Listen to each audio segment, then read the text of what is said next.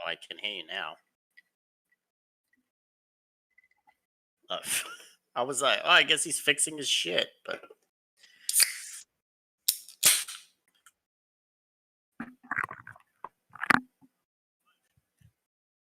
oh, I can hear myself. I don't like that. That's because oh yeah, yeah. They can hear us on stream while I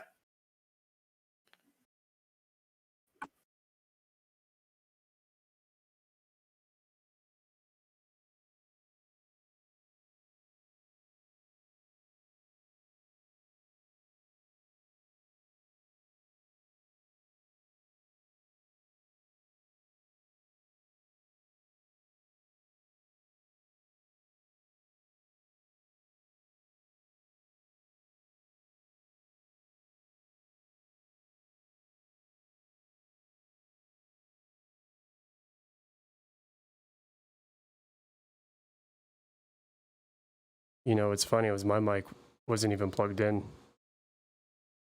I'm glad he had the stream open because he said some very offensive things right after that. Like horribly, even by Australian standards, horribly offensive.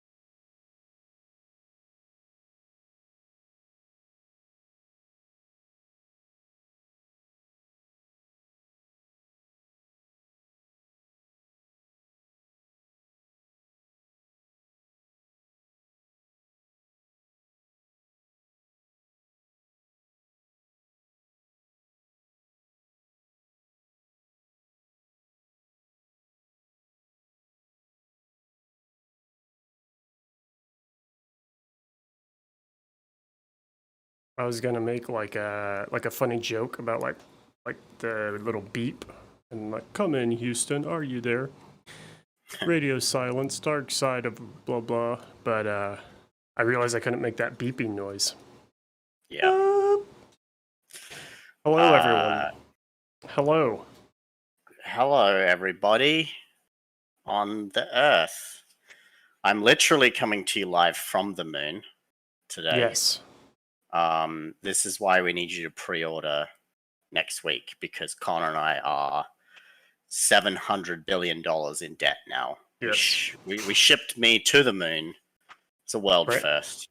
Branson let us hop a ride on his totally in space plane. Yeah. Totally. And they should. I'm on the moon. Yeah, this is true. This is the truth. Why would I ever lie to you? Ever? No.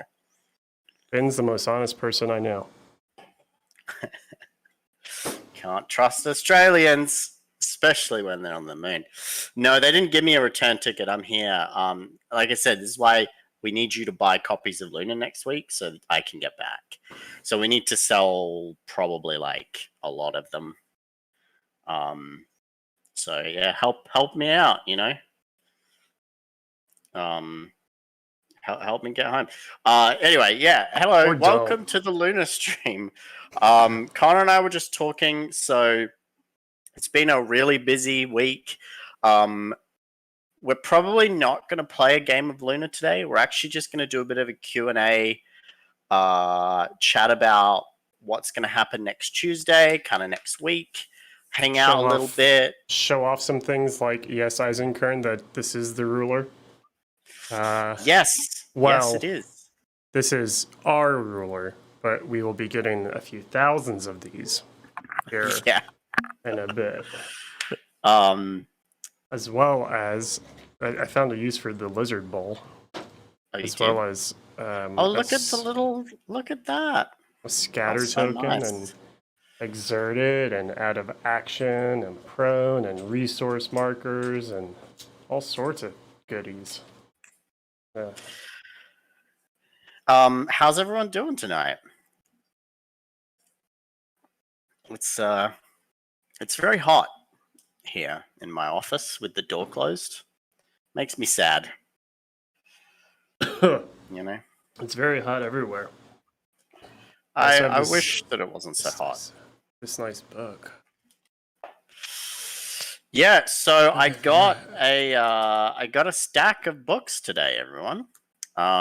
We got the one Connor has is a print test, right? That was one of the ones I brought with me, right? Yeah, right, because it's the color. Yeah. Yeah, and they like messed up the colors on it, and it was like everything had a layer of blue on it, but it's fine. And I got the replacements. The printer reprinted them. We just got like these like 20 or 30 just like copies that we can send out to some streamers and just to have. This is like pretty cool. This is like it's like a real book. I keep like it's like sits on my shelf right next to me, and I keep just like flipping through it, and I'm like, oh look, it's just like we made like a real rule book. So I'm gonna open it up to any questions. We'll talk about all things Lunar. Connor and I have been like crazy busy the past few days. Well, I should say the past few weeks, getting everything geared up and wrapping everything up for Regime Rumble. Who in chat pre-ordered Regime Rumble? Put your hands up if you did that. Thanks so much. Hands up in chat. Shouts out to Matt too, Dark Harbor Gaming, for writing that game. He's in chat too. And the British miniatures arrived today. Well, we got some of them. So we have the British and the Americans, and we were like, oh, we can start shipping if like whoever ordered the British American combo. And Connor was like, yeah, only one person ordered that. So everyone else wanted the Soviets in some capacity. Most of them, most of you guys bought all three, which is great. But I was like, oh yeah, we can get a good chunk of the Regime Rumble out. And we did not. Malev, 26 Look at this raiders guy raiding coming with all in. these people. He's just look at me with my 26 people just coming on in hot. Ben and I were just showing off a little bit. Lunar, this game of the things on the table, is launching in 1 week. 1 week from today. Yeah, literally. Yeah, we have been grinding pretty hard today. Maybe show off some of our efforts here in a hot second to you guys. Yeah,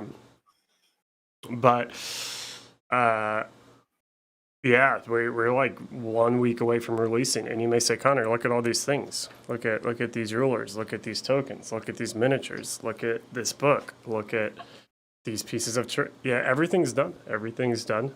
You're like grinding away on the marketing stuff right now. Yeah, so we're just kind of answering a few questions about that. If you guys have questions, we are going to address why we're going to be launching it the way we are.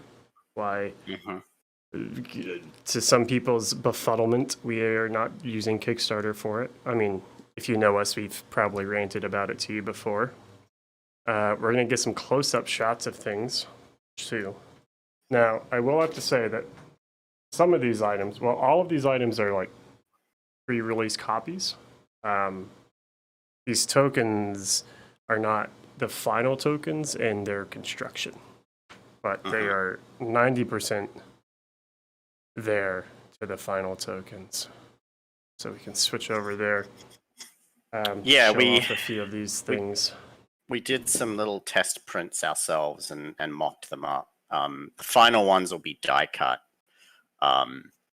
So they'll be like fancy. Yep. You get a fancy sheet and you can do the old punch out, you know? Who else likes doing that, by the way? Who else likes punching out things from punch out sheets? I like it. I always find it fun. Speaking of punch out, we should patent this in case, I mean, I'm sure someone else has already done it, but we have the scatter puck. So inside of this ruler, you pop out this middle section, has an arrow on it, and let's say you need to choose a direction, you can just flip it like a coin. Boom. Yeah, let's literally patent a coin flip, dude. That's great. Hey. if everyone else has had the same thought as you, we might be on to something there. I mean, you know, imagine being the army. Am I right? How well would this game work if I wanted to play it in a metropolis post-apocalyptic city on Earth? If the Earth has fractured and the mass of land that you are on is that of 1/6 approximately Earth's gravity, then 1/6, 1/9, 1/6, 1/6, then it would work great. Yeah. Does this game have different? Yeah, that's the good follow-up though. It does not, but depending on how this launch goes, we may get there sooner rather than later. Yeah. I should follow that up with saying that the rules are written in a way to do kind of like it's like battles over resources in kind of hostile space environments. So personally, there's literally no reason why you couldn't just do a Mars table or do an asteroid table or some big floating Hulk spaceship wreck thing floating around in space. You know, like we tried to, obviously, you know, it's designed to be set on the moon, like the way we've constructed it. But I don't see any reason why you couldn't do some crazy alien world. You know, and yeah, because when we started the game, we would have had like, the more and more I say it, the more and more I realize, like, when we started the game, there was actual math involved. Like, there was equations involved to figure out mass and how it was affected. We more or less simplified that all down, so it is more or less, pardon the pun, universal. In this case, it's just like low gravity. So as long as your gravity is lower, then yeah, you can, I guess, play it on whatever you want. It will raise the question of, will we include some alterations to mechanics for the Mars expansion? That's right, the one that is planned. Maybe, but also maybe not. We may keep it simple. At its core, this game was supposed to be like 20 pages, and the book is like at around 60 right now, which is great because we got space for art and, you know, there's a lot of fun stuff. But once we start adding in more things, we don't want to flood it too badly with everything. I think it's just kind of all comes down to how it's received. If people pick it up and they really like it, and there's kind of like with Don't Look Back, where there's sort of like a community built around the game now, and there's people that want more content for it. If we can foster that with Lunar, then there's literally no reason why we can't start taking this game in different directions. I'd say the only thing that we wouldn't probably do in a serious way is like aliens or anything like that. But you know, I think it would be pretty funny to like do them just for fun. You know, I would love to do way down the line once we've like taken care of all the serious stuff. I would love to do a monolith expansion from like 2001: A Space Odyssey. That would be cool, though. Where you discover a monolith, and we could just ship people black squares of acrylic, and it'd be the easiest kit. You just easiest put the product. Boom, monolith. Easiest product of our lives, bro. Pre-painted, pre-built, pre-monoliths. There is actually a little nod to Don't Look Back, I believe, in the book. I forget where now. I think we asked Matt's permission if we were allowed. No, it's in the lore page here. Oh yes, yeah. There's a company, United Tech. They have consistently beat their main U.S.-based rival, DeGraw Industries. Yeah. So. We asked Matt. We asked Matt if we could pull a little nod to DeGraw, which is kind of like the secretive corporation in Don't Look Back. So I love doing that kind of thing in writing. I don't know why, just like so there's no reason why we couldn't have an overlap game, Seth in space. Just give us a reason, guys. You know, that's all I'm going to say. Speaking of give us a reason, so if you followed Regime Rumble, you would have seen like, stretch goal sort of things. We're going to call them pre-order bonuses now. We're going to be structuring Lunar in much of the same way, but like cranking it to 11. Sorry, I just realized that I've never actually done this yet. I've never taken one of these aliens. Here, the cosmonaut is giving this alien a rock. That's kind of great. I mean, there's grass around the alien. Look at them. They're being best friends. Here, have this rock.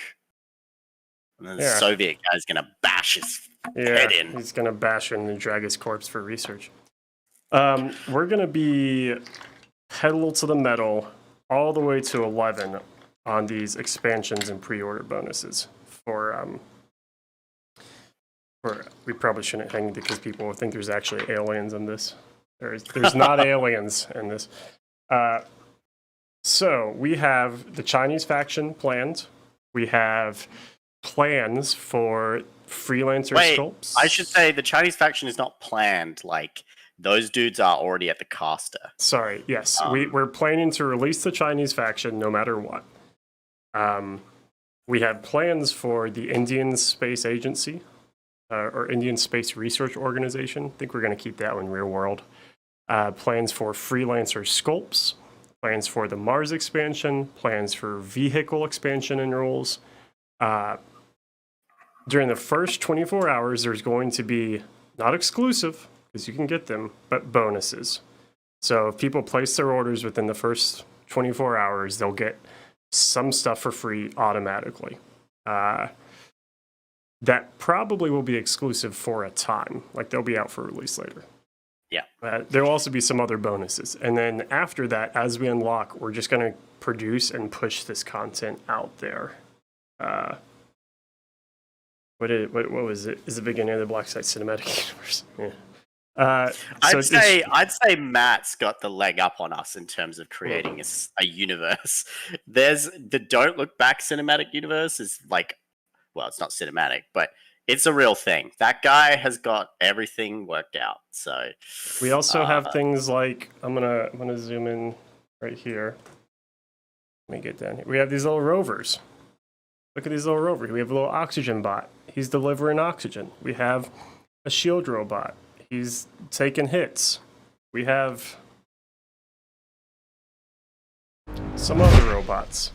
I don't know where they are. Well, there's the drill robot. Yeah, I don't know where he went. We have the drill robot. We have lunar icons and sculpts for them. Oh, here's the drill robot.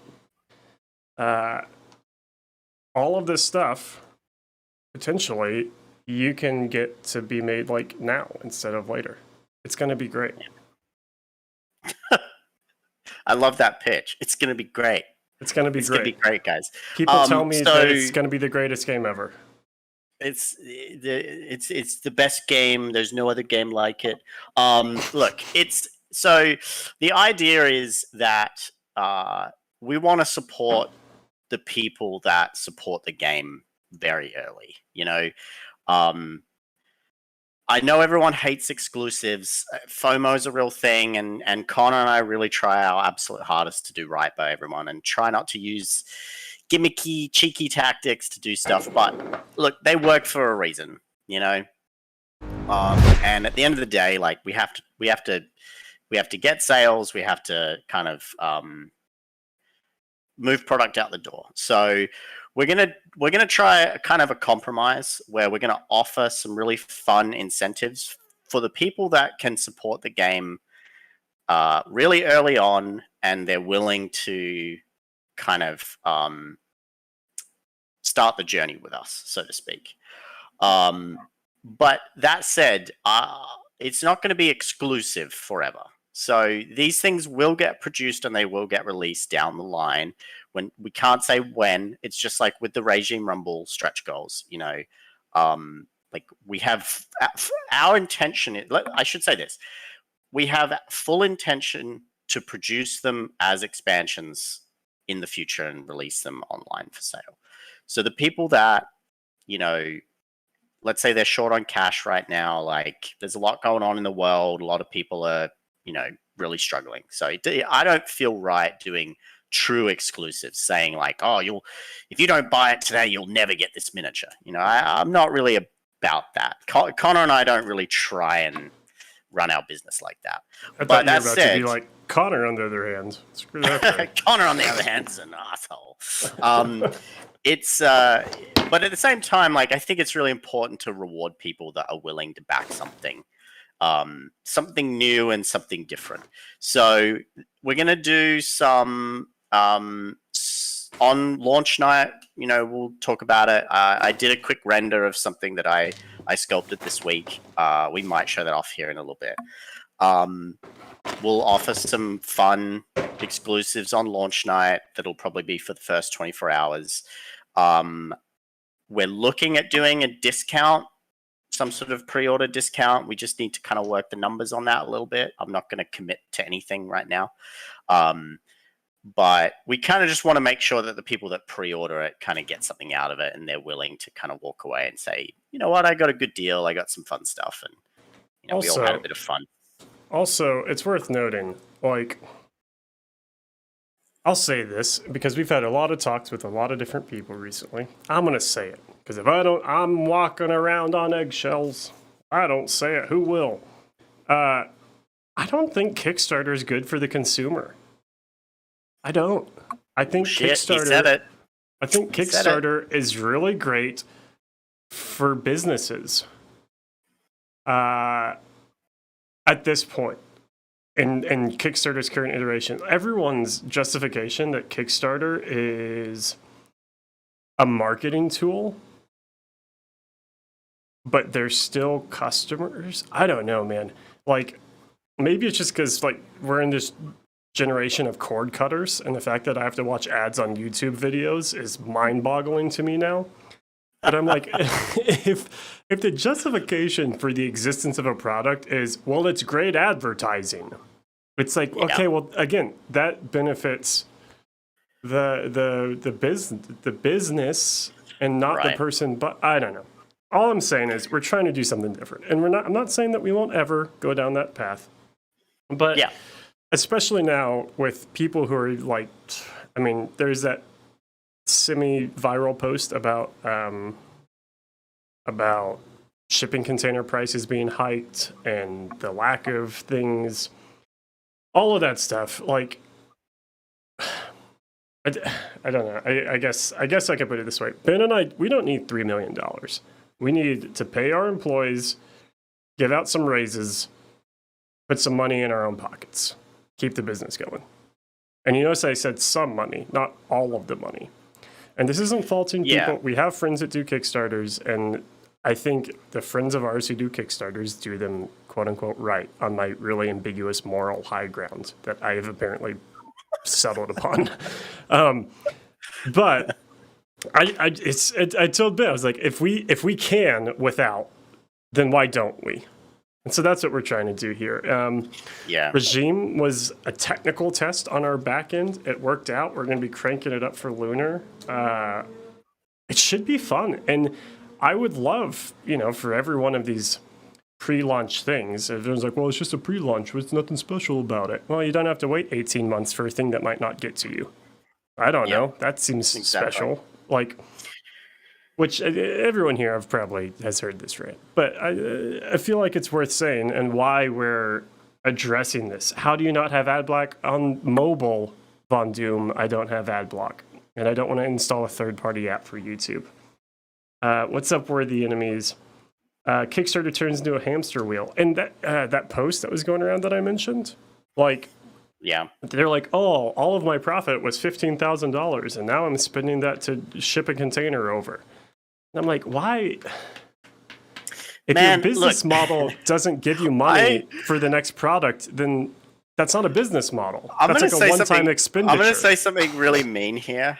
That I was talking to my wife, and this is probably the most boomer thing that you'll ever hear me say tonight. That's just running a business. Like, I hate to be really blunt, and I feel like an asshole saying this, but like, these are complex working parts that you deal with when you're producing these products. And if you don't or can't give yourself wiggle room, then you need to take a step back and you need to look at the fundamentals of what you're doing. Now, I by no means am pretending to be an expert businessman. Connor and I have, sometimes I feel like we've held the company together with like chewing gum and duct tape. We're not a big company. Connor and I aren't making millions of dollars, so I can't say I'm like successful, but I feel like we've survived, and we do what we do, and we kind of have fun doing it. But sometimes I feel like when I look at some of these like situations that people end up in, and I'm like, that's really shitty, and I really feel for them as a fellow business person.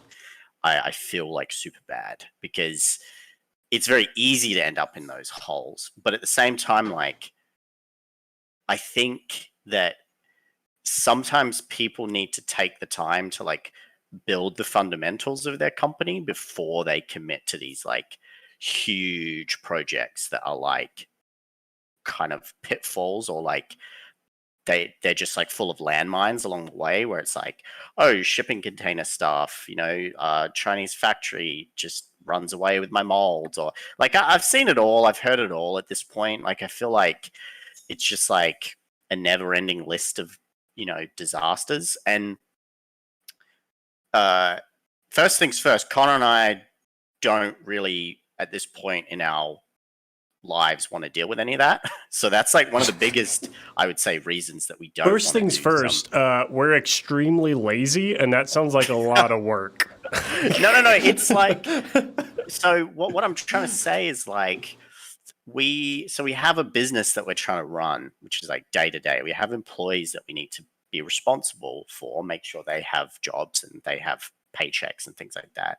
And then at the same time, we have to make sure our own income is protected. So like, I don't feel like taking some huge risk where I'm going to end up like 600% over the estimate and then have to dip into our own. Does that make sense? I feel like I'm rambling, but I feel like the point that I'm trying to make is kind of sort of trying to come across. I think so. It's like by not doing a Kickstarter, some crazy crowdfunding thing, and keeping, and this is a key point, except for a couple of small pieces, the majority of this game is produced inside the United States. The miniatures are cast inside the US. All of the MDF terrain we make ourselves. Everything is produced in-house that we can produce in-house, right? So we keep the only everything thing that isn't produced, which we can just say, the only thing that we buy is the cards. Yeah. Cards So those come from overseas. China, and that's But that's fine. because like, there's literally nowhere in the U.S. that makes playing cards. I know, right? Which is funny. We've looked for these sorts of things. It's like the token sheets. Our token sheets are made in Michigan, Indiana, I don't know, somewhere not Texas. And it took us, I don't know, like 4 weeks of us both cold calling and trying to find stuff. Never could find a manufacturer, and then we like stumbled into them. I don't even remember how we come across them, but we like stumbled into them. I think I like took a chicken and drenched its blood on my computer. And then I rubbed some bones together and then the bones pointed to a state far away from here. And then I traveled to that state and I found the printer. You rubbed cheetah blood on your engine to get there faster. Yeah. But yeah, like no one does. Anyways, this said, we're rambling. All of these reasons is why we're doing this on our own. We have a car that can win some races. We're not going to go millions of dollars in debt to try to win the Indy 500. Yeah. I don't know what race that is. I'm very American. That said, that's kind of our philosophy. Like, we have a car. It's got some dings. It's not the fastest, but it'll get you there. And we can win a few races with it. And we're going to keep winning those races and pocketing the change. But we're not trying to race the LeBlanc, whatever. What was that movie? I'm gonna make an ad that's got your face on it. It's Blackside Studios. We have a car. we have a car. We have a car. Then I'm gonna Photoshop a rusty old NASCAR, and I'm gonna put the Blackside logo all over it. Dude, we should just have a super cut of you being there and being like, imagine being the army, hard cut. We have a car. We have a car. Buy Lunar because Blackside has a car. But look, this is all just a roundabout way of us trying to give you like our manifesto at the moment. Look, we might do a Kickstarter at some point, and we've said this plenty of times. You know, there at some point there's going to come a project that is going to be a little too big for us. For instance, for our pockets. little teaser right here, little dropping a little something, little spice into the stream. You know, one day we may want to be producing our own plastic miniatures. Oh, that'd be cool, right? Yeah, plastic multi-part. And that's outside of our current capabilities. So, you know, we could legitimately use some help getting there, assuming our car is winning the races that that it can't. Right. I don't know where that one. But yeah, we're gonna be. And this is blunt, but this is why there will be some times where you're like, wow, they're being really forceful for us to like and share things. And it's like, yeah. It's like, we post a comment, and the majority of comments say, I don't like Kickstarter, it doesn't deliver, there's too many issues, if you can do it without it. And it's like, well, we can do it without it, but you guys still gotta buy stuff, you know? Yeah. Otherwise, just like the exclusives, the reason people do Kickstarters, the reason people do exclusives is because it works. And if you don't like it, then be the change you want to see in the world. Yeah, look, that to be honest, I think that's kind of the core of what maybe I'm trying to get across to some people, where it's like, you know, if you're fed up with the Kickstarter model, look, keep backing Kickstarters for indie companies. keep doing it. I think it's important for them. Yeah. But if you want to see, if on the other flip side, if you want to see companies produce products that are essentially a pre-order, right, where everything is already, I mean, this book is a real thing. It's printed like literally the day after the pre-orders go up. I email the printer and I'm like, all right, print me X number of copies, and then that's that. 4 weeks later, it all just goes out the door.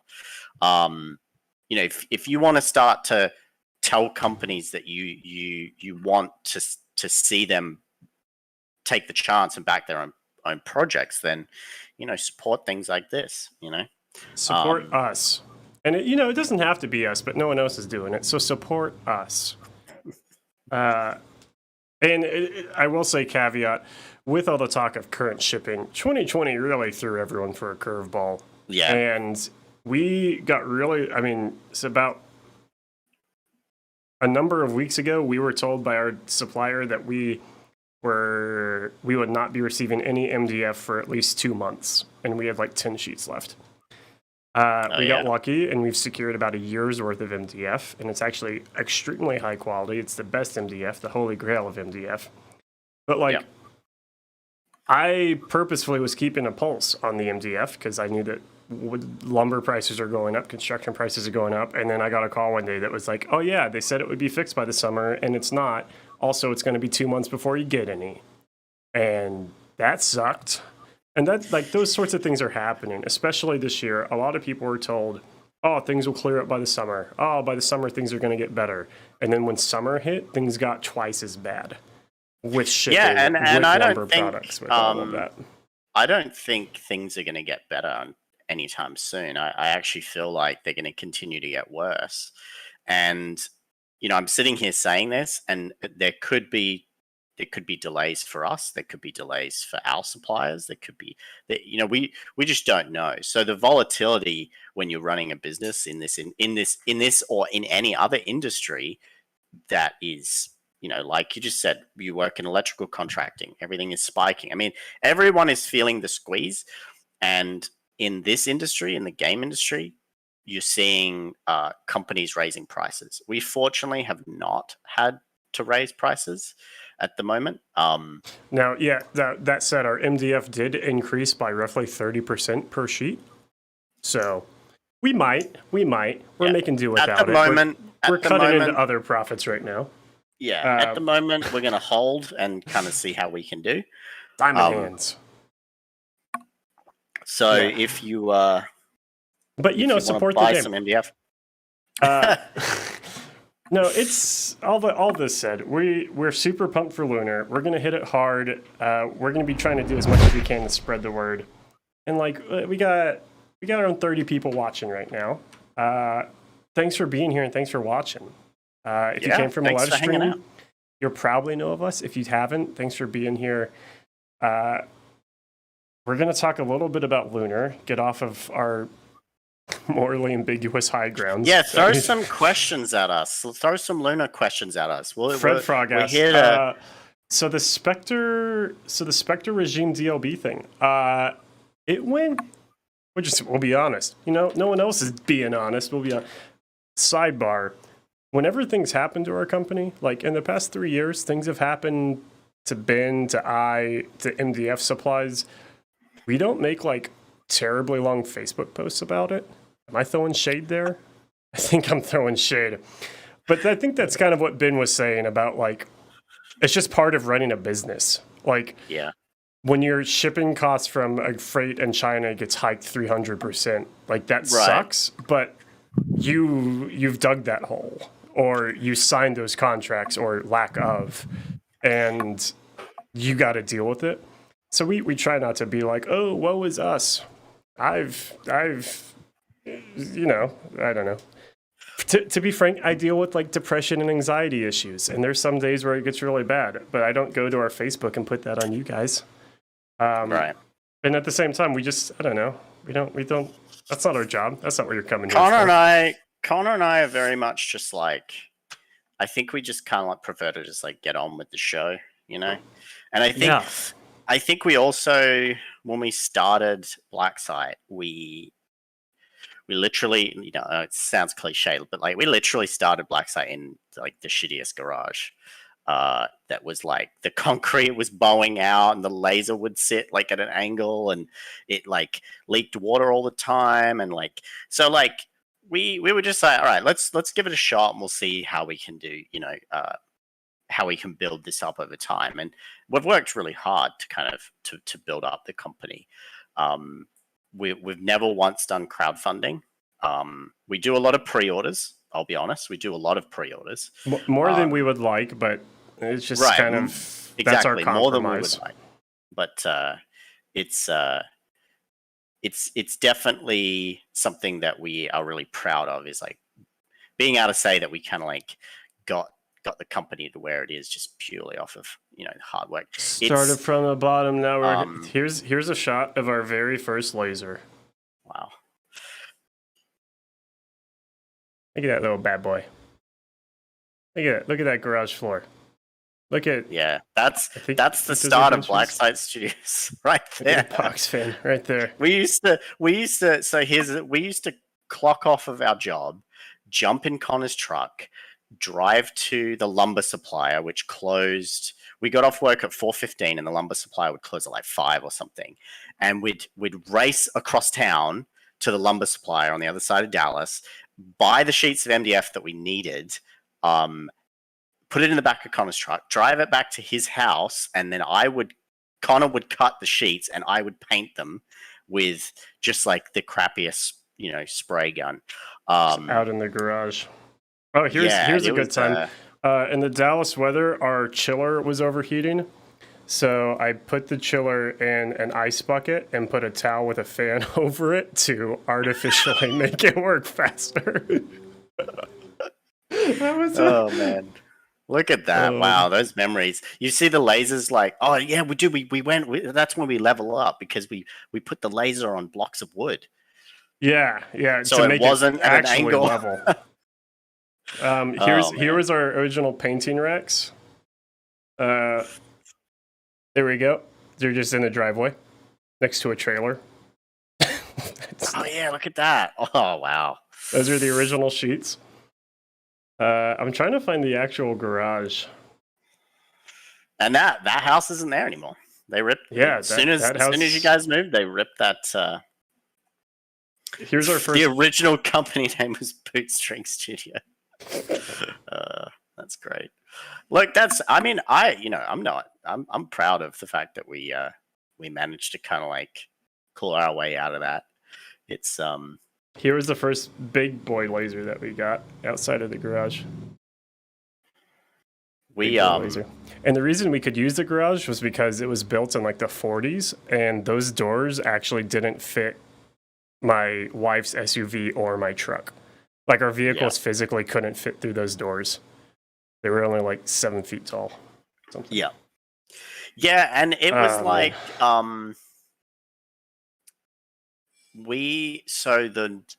was it the first laser we got or was it the second laser? The first they one delivered was the one it in the rainstorm. Yeah, and we went to a Whataburger parking lot and transferred it from the back of a semi to the back of my truck, like in one, like it didn't go to the ground. Yeah. And then the guy delivering it was like, I can't get down your street because my truck will cut the branches off or something. And we were like, bro, come on, you're a truck driver. You can figure this out. And he was like, no, I can't do it. And it was like also pouring with rain, probably the heaviest rain I've ever like stood in my life. If you were in Dallas, there was, I guess it was 4 years, like it was national news because it like flooded. Remember, like people couldn't drive. It was like torrential rain, and we like it like filled up Dallas's sewers or something. We were like, okay, well, meet us in the Whataburger parking lot. Very Texan, by the way. Let me just say, and yeah, he literally backed his truck up and then lined the lift gate up with the back of Connor's truck, and I mean, it was just like so clowny. I mean, how we didn't like. The laser could have slipped off, just smashed. It would have been game over. None of us would be sitting here. This was the moment. These are the moments when you and I's like personality differences and why we work together, like work well together works. Is like in that moment, I was just like, hey, we're going to push it off the back of this into my truck. And you were like, it could fall off. And then you turned around and I was on the other side of the laser pushing it into the back of my truck already. Yeah. Oh, man. Yeah. It's, we should just name this stream Black Site Story Time. Black Site Story. We have questions. We're jumping around. We have questions. Anyways, Fred Frog, back to the Spectre thing. It went okay. We probably will do it with Lunar, but I will say it was very underwhelming. Yeah, the talks I'm, of like, I'm gonna go even more blunt, and this is not a slight to people in the UK, but it is. I was quite frustrated with how few orders we got from people in the UK because of the amount of emails and the amount of questions and comments and Facebook messages that I've replied to over the past few months of people in the UK being like, "Oh, where's the UK stockist?" You know, again, not a slight on the people in the UK. That's not my impression of people in the UK, but you do sound kind of like that. I like how you have like almost like you're one step closer to a British accent than I am, yet your mocking UK people sounded like New Eastern American or Northeastern American. Right. Like you sound like you're what from I'm just Jersey. saying, what I'm saying is, look, that said, to all the UK bros who ordered Don't Look Back, Regime Rumble, you're the greatest. I love you. But it's really funny when you're bombarded with people asking for stuff and then you give it to them and then it's just crickets and you're kind of like, oh, we should have had, based on just like the number of people, hey, I'm in the UK, why aren't you shipping in the UK? I want Don't Look Back. Ugh, too bad I can't get it, I'm in the UK. And then we said, all right, here's a 15-pound shipping option. Yeah. We should have had 5 times the sales that we did. Yeah, and look, that's not the cheapest shipping in the world, but it's not like $70. It goes to the UK to our good friends at Spectre. All right, we cover all of the import costs and stuff, and then it goes out from them. So the cost to you, it's a set £15, right? So it was just like, you know. And also, I've been telling people like that's not a permanent thing. Like if you want Don't Look Back and you're in the UK and you want a copy of it, you got to get on it. You got to get on that shit. It's... Another side note, hilarious whenever this past July 1st, UK companies started making the same posts that American companies had been making about like, hey, due to VAT and tax restrictions, we're no longer able to ship to the UK.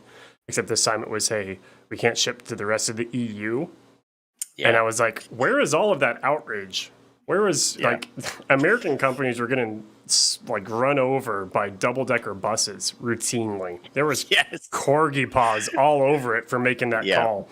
And then as soon as it happens to the EU, like at least you guys aren't a literal ocean away. Anyways, all this said, we love you, Fred Frog.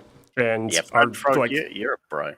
If you're Canadian, there's like 4 Canadians that I like. Everyone else can just drown in the Atlantic. Same with the British. That said, Kosu, Corey, MDF is still by far cheaper than acrylic. That's a silly question. I mean, it's not, but like, if you knew the prices, it is 7 times cheaper, even with the higher rates. 7 times cheaper for MDF. Terrain, we'll get to blah blah blah. Terrain. Rambling. Wait, we never answered this man's question. We're rambling too much. We are most likely going to do a similar agreement with Spectre with Lunar. So for our UK bros, who want to pick up a copy, we want to make sure we have something. But this is the only caveat. If we only sell like a handful of copies, it becomes not worth it very quickly. I will wear some costs, but only to a point. So if it's like, if there's like 5 orders from people in the UK, it's actually probably more cost effective for us to just refund those and just say, I'm sorry, it didn't work out, you know? So we'll have to it'll be a test, it'll be an experiment, and we'll just kind of have to see see how it does. Yeah. But if you're in the UK and you're like, hey, there's these guys that are making this moon game, and I am British, and I'm trying to think of other British things to make fun of. Jimmy Dodgers. Jimmy Dodgers. Michael Caine. Jimmy Dodgers. Jamie Dodgers. Jammy Dodgers. If you may have, Keen I may have noticed that this can actually be built in two different ways. This is undeployed and deployed. We'll get to that. Okay. People want to know about the terrain. Yeah, okay, let's talk about the terrain. I got some right here. Look at this thing right here. Oh, guess who didn't cut one of those today? Yeah, you'll need to cut one later. So as you know, we got some cool terrain coming out with Lunar. I forget who designed this one. Was it you or was it me? I think I did some of it, and then you made it like you took a kit that I had designed based off of the bones of a kit that you had designed, and you changed it, and then I changed some things after the first cutting. So it's gone you, me, me. It's 50-50. It's 50-50 right now. We're 50-50 in it. Yeah.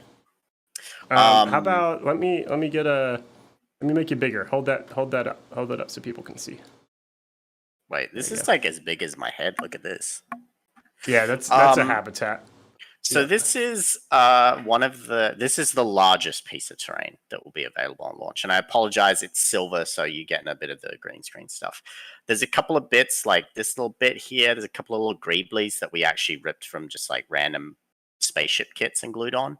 But there's also some other greeblies, like these little solar panel things that are part of the kit. But most of what you see on here is like the door, the little steps are from a plastic kit.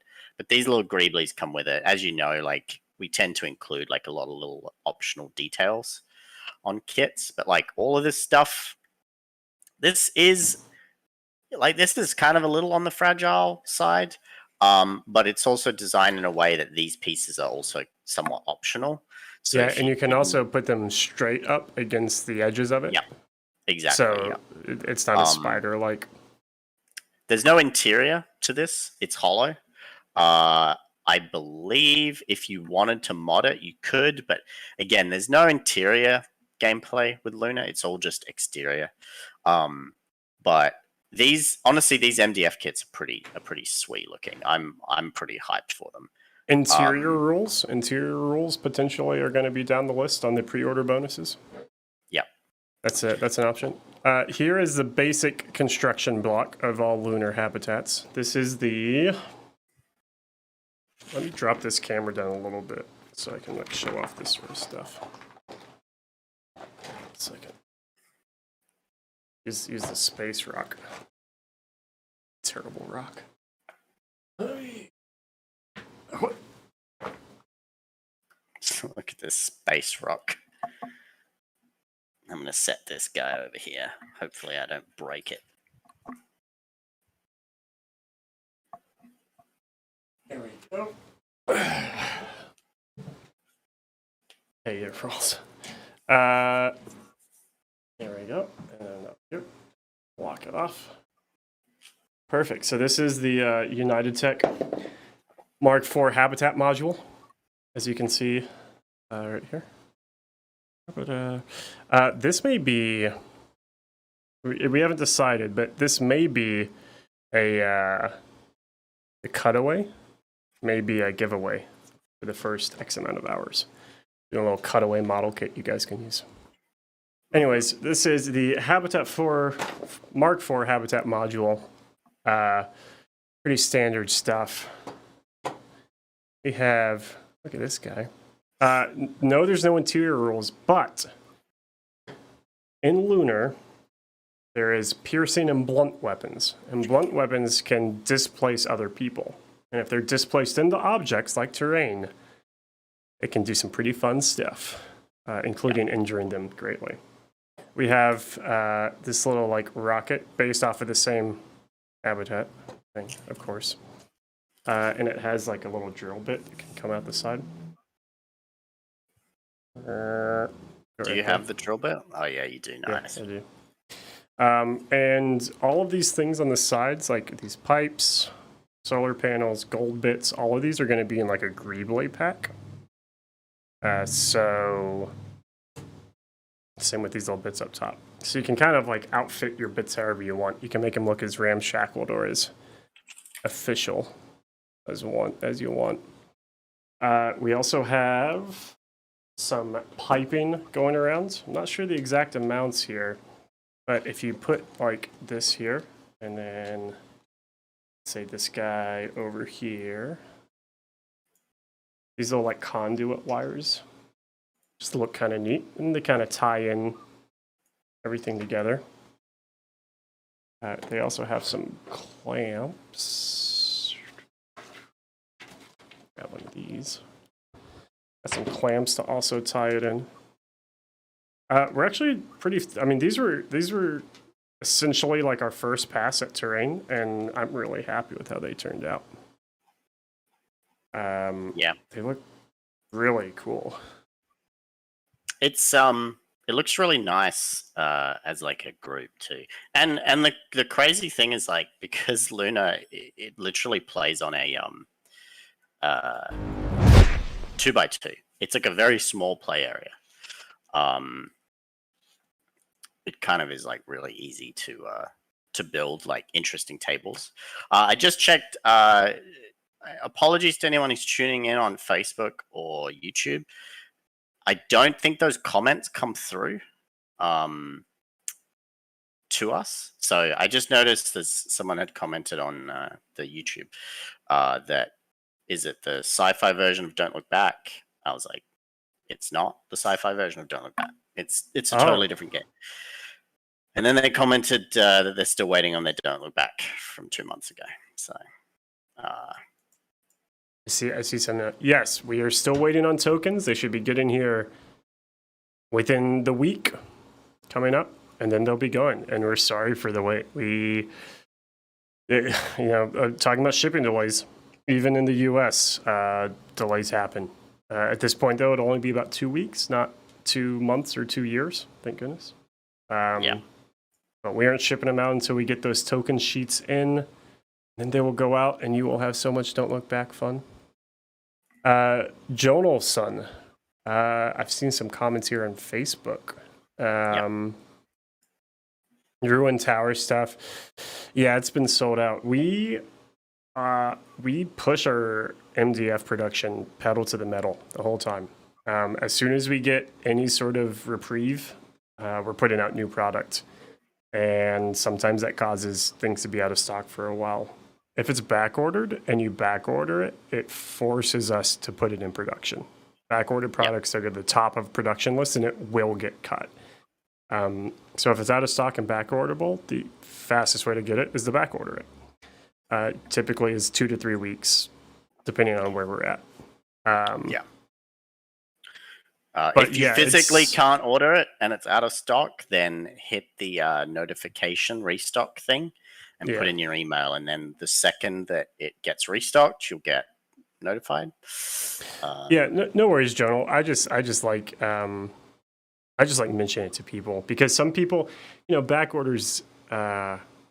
It's a strange term that, depending on business to business, it can mean a lot of things. Since we produce everything, or we produce the MDF kits, we have control over that, and we limit what can be back ordered to keep in pace with our production. So, if you want something and it can be back ordered, hit it up. We'll put it in the queue, and it'll get to your doorstep.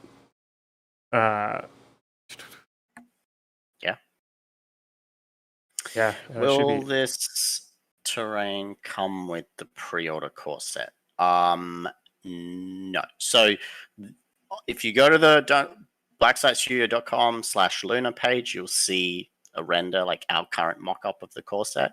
It doesn't have any of the terrain in it. The terrain will be for sale on launch night, and we will most likely have like an all-in bundle where you can get everything for a discount. That's kind of our current plan anyway. There is also some scaffolding that I do not have with me. Let's see if I can grab a photo that will be going. Also completes it. So we'll have the habitat, the drill, solar array, scaffolding, and large. I don't know if we'll call it the habitat. I end up me calling that like research hub or something like that. Yeah. Let's show you guys a quick of. So we got some scaffolding here, which this will be a separate product. So even if you don't want it for space, it can be great for any sort of industrial setting. These little ramps that you see over here to the side can be placed in between and across and make all sorts of shapes. Comes with the main big platform and the two side platforms. Here is, for instance, another setup you can make with that sort of stuff. And it's nice. You stick the habitat on that main platform, the drill off to the side. It really makes it look like a nice base. And it can come into play in Lunar. Shooting people or throwing them up against hard surfaces can do some pretty extreme damage. So, yeah, it should be fun there. Let's see, what have we not looked over? Lunar dice. We're waiting on those. We got some custom ones made here. Got custom lunar dice on the way. We just ordered the gaming mats the other day gaming too. Mats, which I also don't have here, but I had the mock-up. Which we'll have a limited stock of those. Again, those we're just committing to printing a certain amount. If they sell out, we'll just order more, but the initial stock will be limited. So we'll have a cool gaming mat, 2x2 gaming mat. I mean, I'm pretty excited. I hope Matt's not in chat because compared to Don't Look Back, this game is way better. No, I'm kidding. No, Single tear just rolls down Matt's face as he. I'm genuinely excited, if only because we've had about a year now of producing Don't Look Back and figuring things out, and this feels much more like we nailed it right off the bat. He says ouch. He oh, says no, ouch. he's here. Oh, no. Matt, we don't mean it. Don't. Geez. Oh, no. Don't leave me, Matt. Ben, we're going to have to give him more money later. All right. Yeah. All right. It should be fun. Speaking of rules, though, and ones that may be written better or not,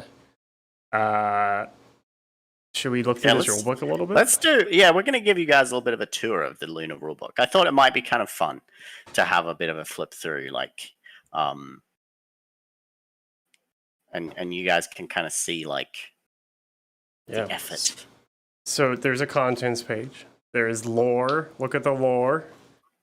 There is lore based on each, or the main three fashions, including the Republic of China. There's lore for. I'm going to address that. that. Okay, sure. Okay. So we had a couple of comments about that. So this is like an alt history, an alt universe, and we thought it'd be really interesting if the Chinese faction, so if the Republic of China actually still exists. So the Communist Revolution fails, Republic of China still exists. There's potentially still a communist movement in China, but it's kind of just like a way for us to weave something a little different into the history of the world. And yeah, some people were just like, well, the game's never going to sell in China then. And I was like, I don't think it was ever going to sell in China to begin with, bro. There's one person who was like, oh, so this is a fascist game? And we were just like, what? I was like, what? No, it's just a game, man. We're playing with toy soldiers. Like, at what point? Funny. How far do you need to get away? Stop trying to interject your politics into little model men on the moon. Like, there's a Russian man running at you with a wrench, and you're like, fascism. The Republic of China is just like, and look, I'm going to go ahead and say that there's literally zero political leaning written into this game at all. We just did it because we thought it was an interesting, cool historical hook. And I think it's a really interesting what if thing. Look, Well, I love the classic historical what if, and I think that I could, as soon as I made that change historically, I could definitely see a way in which the Republic of China could have a space presence if it wasn't having to go through, and that's kind of like a key question. Is it's like, all right, what prevented a country from landing on the moon? In this case, it's not this guy, but it's who we based this guy off of, essentially. Korolev was the guy who made the Soviet N-1 rocket, and he died of like supposedly a routine surgery, and it just grinded their space program to a halt. In our book, he doesn't die. In our book, he lives, and it's part of what allows Russia to actually land the first man on the moon, as opposed to the U.S. So with all these countries, it's like, well, historically, the Indian Space Research Organization was founded in August of 1969. Yeah, they were a month late. Way to go. No, so it's like, okay, well, what is the factor? What is the precipice? What is the precipitator? Precipitation? What precipitates the Indian Space Research Organization to form 10 years earlier and actually be competitors on the moon? Yeah. And for China, it was like, well, what if the ROC won instead? Mm-hmm. But also, we're fascists. Apparently, Lunar's a fascist game. Even in fiction, the UK doesn't have a space presence. No, that's not true. There's if we look at the lore page here, the European Space Agency is in the book. We'll get to that in a second. Okay, we'll get to it. But the kind of the four like cornerstone pillar factions that we have in the core book is the obviously the Soviet Union, the United States, the Republic of China, and then we have the freelancer faction as well, which in the book is kind of like a bit of a catch-all.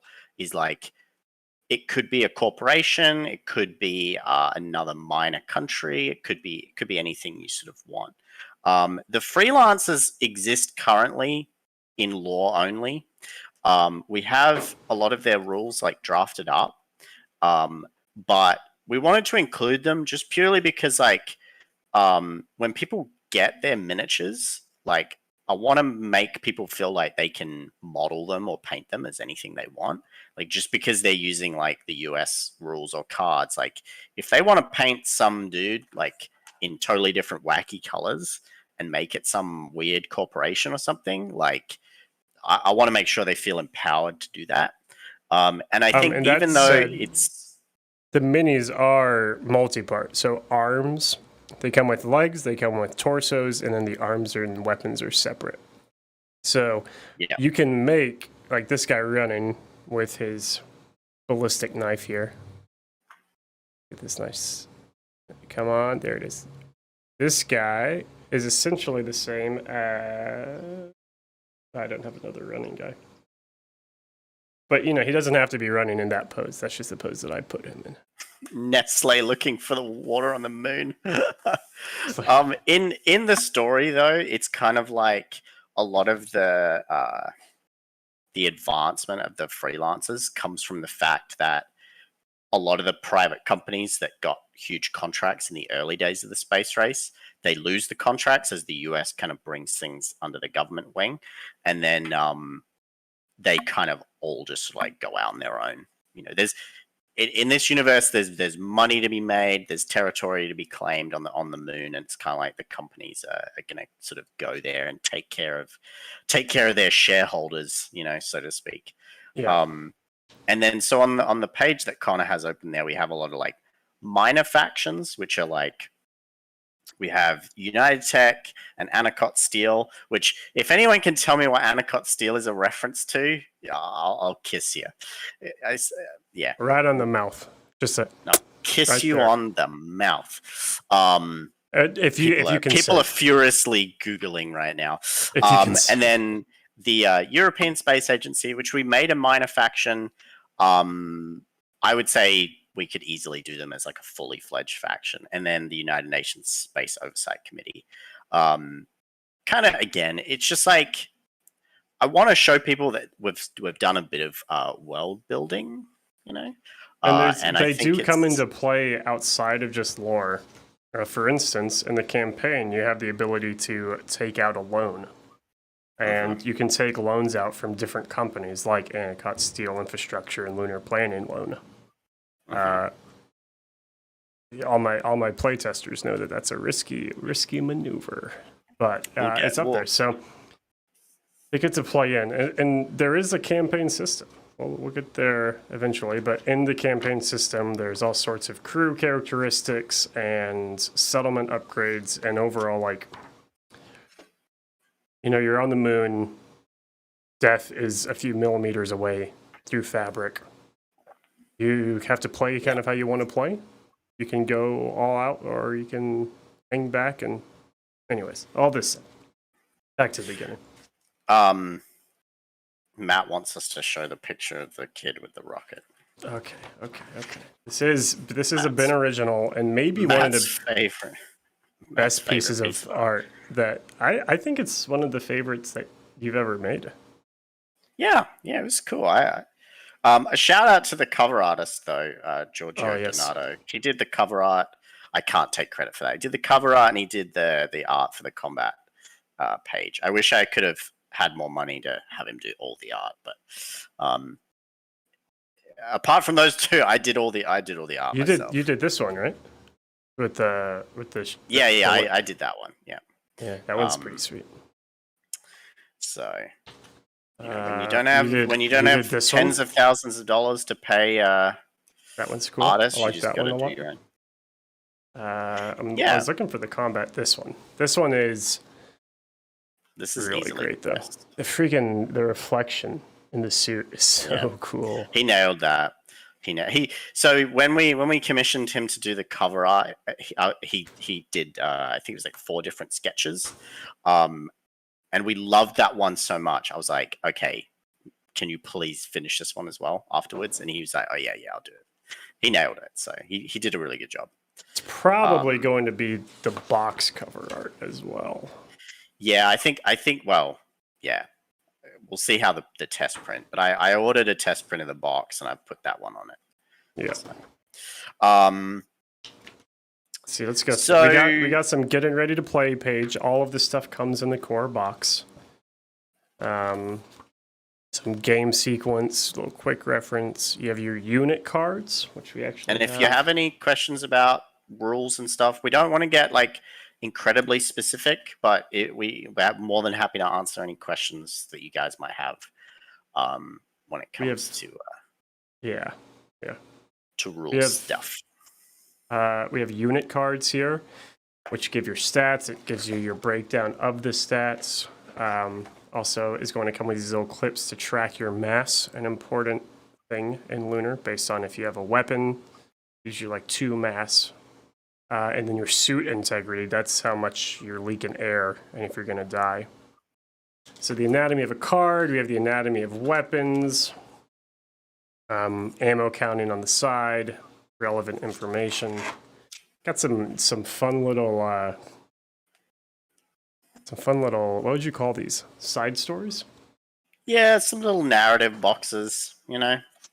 Yeah. Again, there's a lot about rulebooks that I personally love. And like, I'll use an example, like a lot of the older Games Workshop books. Like they always had these little story call outs on some pages and you read them and you're kind of like, oh, that's so cool. And it kind of like takes you to the world, you know, like, what's your favorite story call out? I'll read one right now. Which one's your favorite? Do you have Yuri? Do you have Vlad? You have Rebecca? I don't know. Read whichever one you have. We had a few others. We can let people read them for themselves. Okay, I don't want to put a. We could read one maybe on Tuesday when we launch the game. Okay. We have plenty of little designers notes too. I want to give a really special shout out to Joey Maguire, who actually went through this book with us page by page. If you don't know who Joey Yes. Maguire is, he is the writer of Reality's Edge. This is not a test. And he gave us a ton of really good feedback. He's a really nice guy. He's a good friend of ours, and he spent a ton of his time on this. So I really want to give him a shout out for that. And I also want to give a really special shout out to all of our playtesters who also spent a lot of their personal time going through the game bit by bit, giving us a ton of great suggestions, things like that. So there is not any card docs and trackers yet because everything is on the card itself. We're trying to kind of do away without having to use that. But as playtesters get it and people state their opinions, there's always a chance that we'll add some. Card docs are a fun little accessory that we like to make. It also could be a stretch goal too. Could be a stretch are goal. there just generic or unique characters? There are unique characters in Lunar. We'll get to those in a minute. There are a few different types of astronauts that you can have too. So you can have specialists. Obviously, there's your commander, which... So the interesting thing about Lunar is that because everyone's in a spacesuit, in terms of like giving them a true personality, it's a little tricky because everyone's behind, a face visor. But we want to allow people to customize their crews as a whole. So we want to be able to give them some flavor. But in terms of like building a crew, you can take a commander, you can take different types of specialists, and then you kind of just have your like generic generalist type astronauts. But the different types of specialists are there is combat Connor, specialist. Yeah, I gotcha. There's your combat specialist, your tech specialist. Show them the art on the cards too, because you want cosmonauts or astronauts? I don't know. You pick. Well, I need you. This needs to be a give and take relationship, Ben. Do the US astronauts? Okay. Can I play as the space crew from the library episode of Doctor Who? I mean, I don't see why you couldn't, to be honest. They didn't fare super well. I just don't know if that's advisable. All right, there we go. Here's all the US guys. So we have the NASA commander. We have the tech specialist. And you can see down here, there's like certain attributes that tech specialists have over others. You have combat specialists. You have your mission specialist. That's kind of like your all-around specialist. You have your medical specialists. And you have your generalists. So those are the six. Your commander, your 4 specialists, and your generalists. That's kind of how you build up your crew. You only have one commander, can have as many generalists as you want, and can have 1 specialist for every 2 generalists that you have.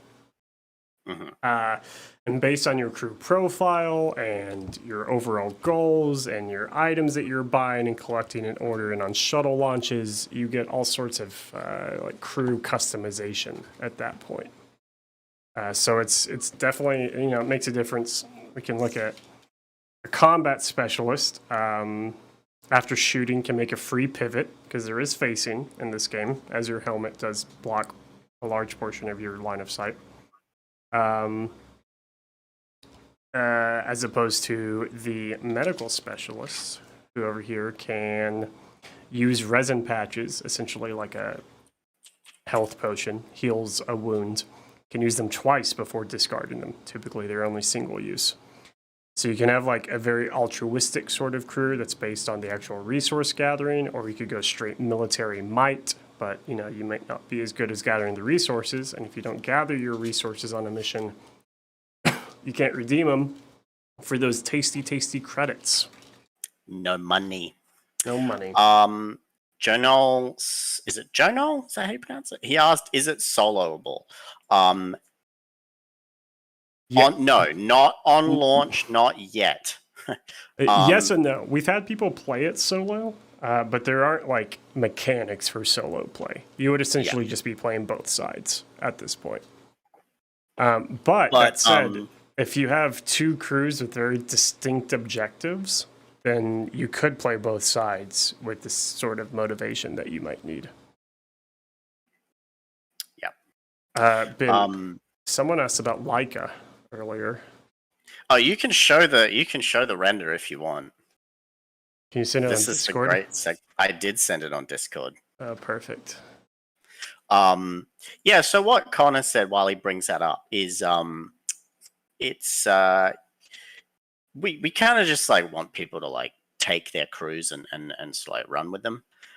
If you want to make a crew of like the infamous chicken just says, a crew of oil drillers, like if you want to theme them around like more like less combat guys and you can kind of like weave a bit of a story for them, then I kind of want to allow you to do that. So yeah, I can't. What were you gonna say? Can't find my scene that has Discord pulled up. Oh, okay. Well, I'll keep rambling while you do that. So after that, let's see. We've gone over the cards. I guess we could talk about item cards a little bit. Each individual astronaut has a unit card. And I should say that the different specialists, even though the different types are kind of universal, each specialist from each faction has different skills. So like the Soviet combat specialist has a different skill to the US combat specialist. Oh, there we go. I got it now. Switching over. I think the video froze on the Facebook stream. That's weird. It seems to be running for me. No, he's just there's a little pupper. Little space dog. Yeah, so this will be literally if you buy it within the first 24 hours, you're going to get a space dog, as well as a couple of other free gifts too.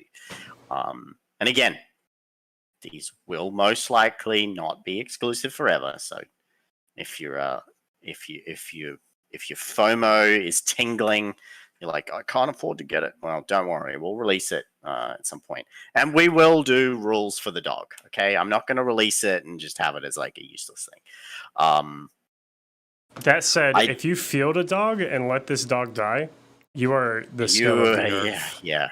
You are a fascist if you do that. I don't want you playing our game if you plan to let this dog succumb to the lunar elements or lack thereof. I think I might do a monkey, maybe, too. Because it's like dogs and monkeys. I don't think they ever sent any cats into space. But they've sent cats. I don't know if they did it at first, but they're like the whole cats trying to like orient themselves thing. That's a thing. Yeah, but that wasn't in space, though. They just sent them onto that, like, plane. Oh, is that the plane? The, like, low-gravity plane? They've sent rats in space, and they learn how to they, like, push off and fly around their cages. Like they learn to navigate in zero-G. Interesting. But I mean, shouts out to the dogs and the monkeys, man. That like were the trailblazers of space. They gave their lives for science, and I think they should be playable ants when I don't know. We'll find out. So yeah, that's going to be one of the first little previews, and we'll have all of that ready to go next Tuesday. So yeah, we just need to finish sculpting one of the other ones. So we won't get into all of the rule stuff. Connor has actually been working really hard on some in-depth rule breakdowns. Now, in the book, we have some diagrams, which I guess you could show some like examples of play. This is something that actually, and I'll give a shout out to Matt. With Don't Look Back that we didn't do with Don't Look Back that we want to improve on. And this is something that Matt has consistently suggested that we aim to include when we produce stuff. We didn't do it for Regime Rumble because that game's like dead simple. But with Lunar being a lot more mechanically complex, we knew that we needed some examples of play. So we've included some for shooting and some for close combat, which are the two kind of like more complex interactions that are a little bit more non-standard. Thanks for the like, Joseph Gardner. Appreciate it. Yeah. But Connor's been working really hard on getting some videos done. I don't know if you want to preview your video or not. Did you want to Yeah, do I that? can. I do want to. So this was the first export as of like 10 minutes before You don't stream. have to. You don't have to if you don't want No, to. I'm fine. I'm fine doing it. I just want to add. I'm just going to add some text over top of the image, so everyone aware that this is like in Well, while in you do progress. that, I'm going to talk about some of the campaign stuff. So we really wanted to have a simple kind of campaign framework for Lunar. And the game, it's an interesting game. So it's simple in some ways and it's complex in others. And the campaign system is something that our playtesters have said that like we really should push a lot, because the campaign has a lot of like layer and it's a way for you to add a lot of flavor for your game. So in the campaign, you play through a series of linked games and you kind of assign what we're calling like the mission controller, who is kind of like the he's not like the GM, but it's kind of like how in Necromunda Games Workshop, like they were like, you should assign a player who's responsible for keeping track of stuff and kind of like weaving the narrative. And I think that's a really good thing to have in a campaign, because you always naturally have that one player anyway who's like takes on the organization and kind of like comes up with, maybe they set up the terrain or they, do all that kind of stuff. So we want to like in the rules sort of like say that the mission controller is the one that breaks a lot of tiebreakers and deadlocks and stuff. But we have some things called crew characteristics, which are like, there's 4 different kind of like Essentially, backgrounds for people. backgrounds that you can see, that's Matt. Like like Matt's literally like the kind of guy who naturally like wants to weave the narrative into the games. So that's kind of like the role that we wrote for guys like Matt, So if you wanna craft some like awesome narrative where like you and your mates play through maybe like 5 games and it's like set around some huge Russian base that is like the US are trying to attack it and the Chinese are trying to attack it and the Russians have to like self-destruct the base or something to like not let their mining claims fall into enemy hands, or like Connor said, the obelisk, the thing, there's like all sorts of crazy stuff that you could do narratively. But anyway, so we have the crew characteristics. So when you're building your crew, you can assign them a characteristic, and you kind of choose one of those like substreams from those.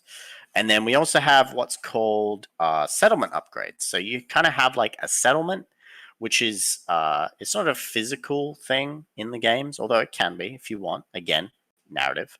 And there's a bunch of really fun upgrades that you can buy over time that give your crew like bonuses. So for instance, I don't know which is a good one that we can pick out. Connor, which one?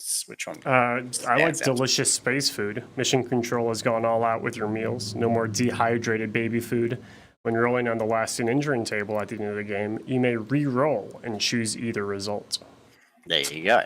So they're just little fun hooks, little fun little again, narrative kind of bonuses that you can get. None of them are going to be, well, I mean, I don't know. We'll wait till people start playing it, whether they break the game with them. But none of them are supposed to be, super uber powerful. And we have a ton of extra ones that we haven't used for this. And a lot of them are kind of just like little add-on pieces. And then the other big thing, and this is something that I'm really happy with, is we have what's called resupply shuttles, which is really core to the linked play aspect of Lunar. So essentially, when you want stuff and additional units, you have to ship them from Earth, right? if you want good stuff, you can get Right. the basic stuff anytime you want on the surface. But if you want a gun, if you want a rare item, Yeah. it's going to cost you. It's gonna cost you, and there's a weight to it as well. The duration, there's a travel duration on these rockets. So some of them, it takes one game to arrive. So once in the campaign you play through one game, then the next game the shuttle arrives. Some of them take 2 games, and these are based on real world rockets. And there's a capacity to it as well. So you can only fit so much stuff. We all know, the more weight that you have on a shuttle, the more expensive it is, the bigger it needs to be. And this is kind of, again, it's a way for us to kind of weave that space narrative into the rule set, and to kind of like give people something fun to work with as well. So that's something else that's like really big with the campaign, and I think something that I'm really proud of, because it's like it's got the flavor that we want. It's thematic. Looking at the campaign, having settlement upgrades, having a crew background to start with, having things like the bartering and trading phase, and taking out loans if you're really in a pinch and you have no other options. Like, there's a lot of thematic decisions to make between games that also impact during a game. Yeah. And I think that's kind of what I really enjoy, or think is unique perhaps about it, is like, it's not just like, oh, you play a game that has a very clear defined mission, but there's a whole background story and actual objectives for your crew in particular during that mission that may not be the same as the crew that you're facing down. Yep, exactly. Yeah, and just to touch on the taking out the loans, this was something that when we were playtesting a lot in campaigns, you end up with that natural imbalance at some point. I can say that when Connor and I played Necromunda, like, one gang will become more powerful at some points in the campaign, and credit to Connor on this one is like in Lunar, if you're, and special thanks to Sean Sutter also, though. Oh yeah. Shout out to him. In Lunar, you can actually take out a loan. If you're at a disadvantage, you can take out a loan with one of the companies here. And there's 2 of them. There's the Dire Logistics. 3 loans. Oh, sorry, 3 loans. Yeah. The Dire Logistics loan, the Anacott Steel loan, or the UN loan, and they each have a catch to them, which is like, it's kind of like that double-edged sword, so to speak. Yeah. You get the bonuses and you can fight your battle, but you gotta try and think ahead. And again, it's like, some people might find that really punishing. They may not like it, but again, it's like, this is the moon. This is unforgiving. It is, and it's also like, there's people who will take out loans all the time for things. There are some people who have never taken out. There's people who don't even have credit cards because it's too much like a loan to them, And so, like, in the campaign system, just because it's there doesn't mean you have to use it. Yeah, it's just absolutely. kind of, it's another option in the world of Lunar. And we didn't try to flood too many of these like avenues for success or victory, but we try to come up with enough uniquely different ones, I would say, that right. Like, I wouldn't take a loan. I would take a loan out if it was my last option.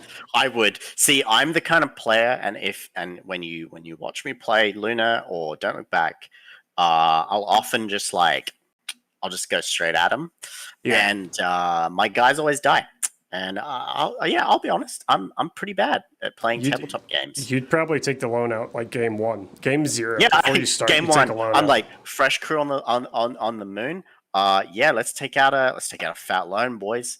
Get ourselves some good stuff, And then half my guys would die, and I'd be really sad because I'd be on the moon and I'd have no money and I'd be in debt. So it's just like, but I find that fun. So we've gone over some of the other thing, and the only other the other aspect to campaign plays, we have what we're calling lunar icons, which are your special characters, your mercenaries of sorts. Yeah. And the interesting thing about these is that while some of them are represented on the tabletop with physical miniatures, some of them are not. So the game comes with what is it, 6? It's five, 6. Yeah, 6. 6. Comes with 6 icons, and they're all sort of interesting characters. So the first one, Deke Resnick, and they sort of somewhat pay homage to some interesting characters. This guy's kind of like your all-American pilot hero type character. He's represented on the table as a miniature, and we will produce miniatures for these at some avenue. But it would be very easy to convert and kit bash them yourself. But to give you a different one, so let's see who else we got. Kier Fontaine. Is not represented by miniature. And now there's requirements for all of these. All of them have their own specific requirements before you can recruit them. So that was one of those like sub goals that you may be trying to accomplish inside of a mission, but in the like more macro sense of a campaign. Yeah. For instance, Kier Fontaine, you must do one of two things. The first of which is not force an enemy unit out of action in the past 2 missions. Environmental out of actions are excluded. Or you must use a resin patch on an enemy unit 3 times in the course of a campaign. So there's 2 different ways. And once you do one of those 2 things, then Dr. Kier Fontaine takes notice of your crew, and you potentially can pay to have him come hang out with you guys. He gives you settlement boons with lasting injury tables. He allows free recovery of an existing injury in a campaign. So it's... that's just, he's more like the medical guy. He's a pacifist by talk. They also have deal breakers. They have things that if you do, they will immediately leave and potentially punish your crew. Yeah. So yeah, there's some good flavor. You have Deke, the All-American. You have Kier Fontaine, the medical pacifist kind of guy. He's up there just for research. You have Stephanie Molluska. She's the explosives robotic engineer. You have Vladimir Mishkin, the butcher of Zvezda 13. He's a killer. Rebecca Epps, a former executive of Dire Logistics. So some pretty fun characters that all have their own sort of flavor, and their requirements are such that like it would be hard to get more than 2 in a campaign. Like you really kind of have to set forth in a campaign with an objective in order to get them.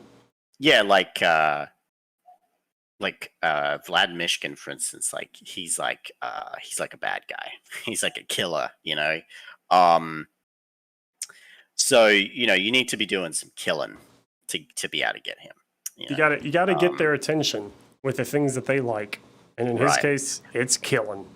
Now that said, I'll go back on the role of the mission controller. Like it's entirely possible that the mission controller can weave some of these things into a game. That's kind of it's your game, it's your table, it's your choice. So and then we go to the missions. So the game comes with a variety of missions. Some of them are pretty I guess like basic in terms of like what you need. Pretty standard. Pretty standard. It's kind of like your standard, just like fight them out, get resources, that type of thing. And then there's a few, and we won't go into all of the, into all the details, but there's a couple that are a lot more narratively aligned. Shout out to Matt. Matt even wrote a scenario for us called Seismic Fisher, which is really cool. And again, it's all just outlaid in the book, so yeah, I'm pretty hyped. And that's it. That's literally the book. 60. What is it? 60, like 63 pages or something. And that said, we are in process. This was the video you're about to see. It's a bit more in depth, a bit more focused view, perhaps, on some of the elements in Lunar. You'll notice this is video number 3. There is potentially going to be 6 or so. And disclaimer, just finished this about 10 minutes before the stream started. It's in progress, as you'll see on the slide. And we've never really done anything like this before. So we're just going to see how it goes. I'm going to go ahead and cue that up, though.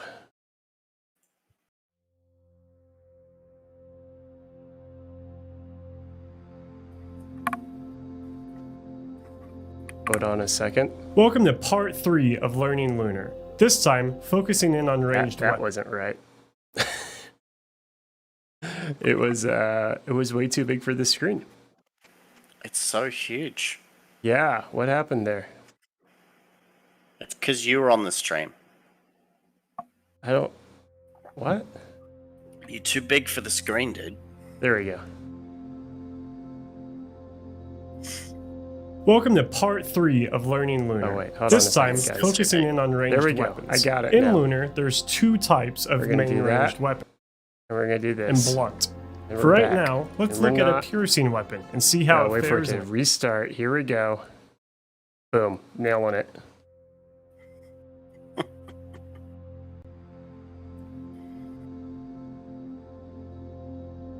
Welcome to part 3 of Learning Lunar. This time, focusing in on ranged weapons. In Lunar, there's 2 types of main ranged weapons, piercing and blunt. For right now, let's look at a piercing weapon and see how it fares in a combat situation.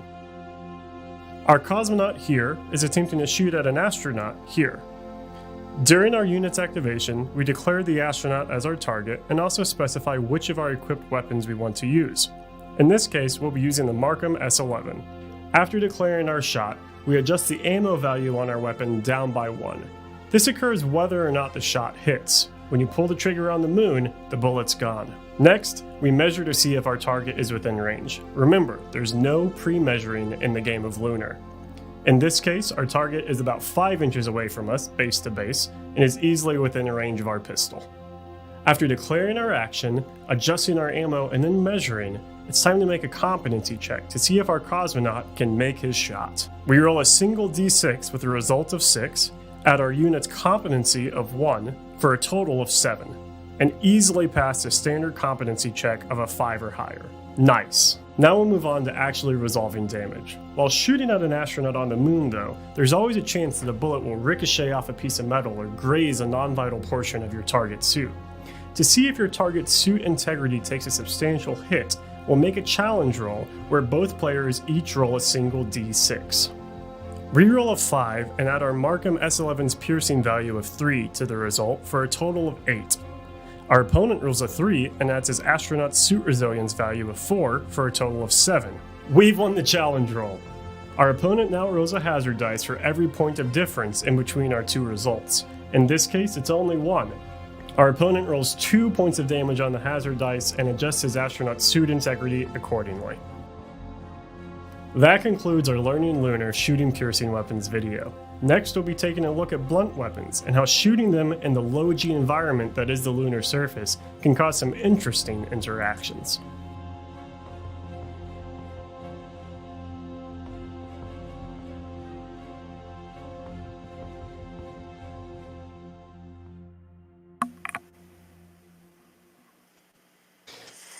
Hey, that was the video. And That's freaking hot. Malev over That's here hot. immediately pointing out the mic. So here's the thing. Mic has to be close to my face, right? It has to be real close. Super close. We got it real close. Ben was like, hey, just take a blank shot of the wall. You can just key it out. Just overlay the image. I said, oh, that's a genius idea. I should have thought of that. I may release this too. End of it gets done. I end up like shoving all of this stuff. Like it crashes over because I didn't want to touch the camera in front of me. Take the shot, go back to the computer, start editing, and realize that my camera was on auto exposure. So when I left the frame, the wall widened like 8 shades. And so, Classic. It was not a clean mat, and I have to feather it to make it look somewhat presentable. And Malev is immediately pointing out that there's a mic. Well, videos 1, 2, 4, 5, and 6 won't have that issue, Malev. But thanks for pointing it out, my man. I'll be honest, I didn't even notice that. So wow, Malev did. Son of a gun. Shout out to Connor. Dr. Flock of Flame, what's up, man? Yeah, so we're going to be producing some little in-depth videos. That one was just over shooting a piercing weapon. Got about 6 of them lined up. We'll see how that transpires and how I feel about that video in the morning. We may go back to our normal voiceover chat. We'll see. No, I like it. You should. But we'll take a vote on it in the morning internally. See how it goes. If you're not a part of the Lunar Facebook group or our Discord, you need to fix that. I love it. I love both of these groups. Join up the Lunar group, and we will be posting cool stuff there. It's going to be a good way to get probably a jump on exclusives, things like that. We're really trying to use Facebook groups and the Discord a lot more these days for like community outreach stuff. So it's definitely, it's definitely worth keeping an eye on them. We use the Don't Look Back group for any of our Don't Look Back boys that are kind of here, and we post in those groups a lot. So, yep. Any other questions from anyone about Lunar, about other stuff? Now's your chance to ask. I guess you can talk a little bit about next Tuesday. So, well, first question coming in: what types of terrain? A nice rock from an aquarium store, perhaps a bag of rocks that you can buy off of Amazon for super cheap, and then the MDF terrain that we'll be selling upon lunar launch, like this habitat Mark IV from Unitech, and this drilling platform right there. The if you're like you just want to get into the game really quick, you don't have the money to buy the MDF. It's pretty easy to build out a moon table. Yeah, go outside, get some rocks and a single can of gray spray paint. Yeah, and you have dump the moon. Dump them on a table, and then enjoy. Terrain, while terrain does play a part, it doesn't play like the part. And since it's not shipping with interior rules, it's not like you need a structure to play in. If you have a few rocks to play around, then that's generally all you need. Yeah. The old CD craters. Oh man, I used to make so many craters on CDs. Yeah, you could get a lizard bowl from your lizards. You could break into a zoo and take some terrarium with a snake in it. Reptarock. Item WD10, extra small, which means there's bigger ones. Martin said he downloaded a 3D file from NASA and printed it out. So I actually saw that. It's actually pretty sick. I wish I could post a link. I don't. Martin, if you're in the Facebook group or the Discord, post a link for people. Apparently, NASA has like these scans of the moon that you can like print, which is pretty cool. So if you have a printer, you could easily print a 2x2. I reckon you have to split it into 4 tiles. I would think for some, but that's pretty awesome. Lava rocks are great. You're correct, chicken. I think Ben has a big bag of those that he's been using. I got on Amazon and I think it was like pretty cheap. I just bought like a big bag of lava rocks. And there's like other types of rocks and stuff you can get. It's like, it's weird. So you would think that it would be quite boring to make a lunar table, but as soon as you start thinking about ways to make it cool, you can get away with a lot of really awesome stuff. Like you could do I some should show crazy off the mining cavern site. one. Yeah, show off the cavern. I really like Daka's suggestion there, though. Smash holes in the sidewalk in front of your house and just play floor hammer outside. Yeah, do it. But I'm not going to be responsible when you get arrested. When the police come for me and they're like, "Oh, you sold someone this illegal product," and they smashed up public property, I'm going to be like, "No." This table's pretty cool. Oh yeah, look at that thing. Big caverns, big rocks, some cliff faces, from some lava flows. Yep. Pretty nice. The moon has a lot of crazy stuff. So we made that with cork bark and insulation foam. You can see kind of like the cutaway on the side. And I think if you go to Home Depot, you can buy like just 2x2 squares of pine or MDF. So it's pretty cool. You can make those pretty easy. So yeah, it's I'm really excited to see what people do with it. I think, and look, like we were talking about earlier, like if the moon's not your bag and you want to make some like crazy alien planet, I mean, you can totally go ahead and do that. If you don't like gray and you like orange and red better, make Mars. Yeah, or make what's the other, like the moons of, like, is it Jupiter? Is it Io or Io, the ice planet? Ganymede? There's like all sorts of other crazy things that you could do. And I'll be honest, like I would love to explore some of those with you in person. So please buy our game so we can afford a Virgin Airlines plane ticket to Titan. Literally, we want to go to these planets as research. So next Tuesday, here's what's happening. Isn't Ganymede like completely molten? I don't know, man. I'm just saying, if you want to expand your sci-fi mind, there's all sorts of crazy things that you could do. So next Tuesday night, we are launching pre-orders for this. You're going to be seeing a lot from us between now and next week. And we are going to be offering some exclusives. Well, not exclusives, but some like 24-hour early bird specials. Early bird specials. There's going to be stretch goals that we can unlock. We're going to be streaming a ton. We'll probably be doing a ton of streams like this where like we don't have to sit down and play, but we can like interact with you guys. We're going to be available on the Facebook group, the Discord, all sorts of crazy stuff. So basically we want to like work with you guys to get this launched, to kind of like grow it and really just have fun with it. We want to work with you, but we need you to work with us. Ask not what you can do for your favorite MDF pre-painted laser cut gaming publishing company. I think I got that one backwards at the beginning. Whoops. Oh well.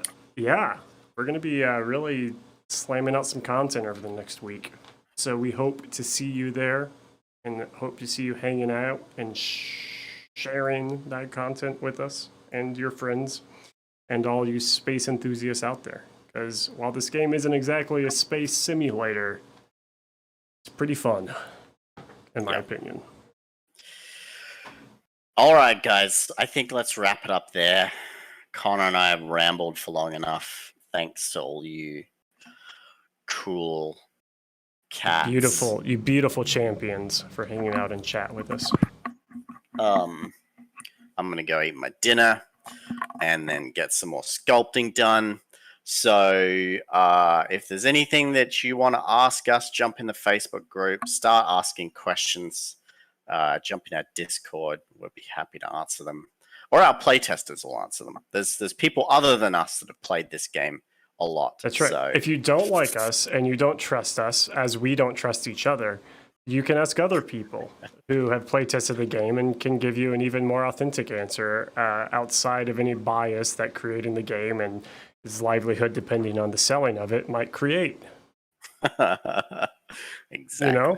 So. All right. Wow, it's good to see you, Scott. Anyways, with Scott's arrival, we're going to Scott have to just go. coming in at the end there. All right, we're going to wrap it up. So thanks, everyone, for hanging out. Who knows? We might do another stream later this week. We'll see how our time frame goes. But next Tuesday night, 6 o'clock. Everything about half an hour for ranting about Kickstarter. Watch the VOD if you want to see us rant about Kickstarter for the first half hour. Some great stuff. Beyond that, we'll be back, potentially has been said later this week, with more ranting and more Lunar-related entertainment. Thanks for hanging out, guys. Bye, everyone.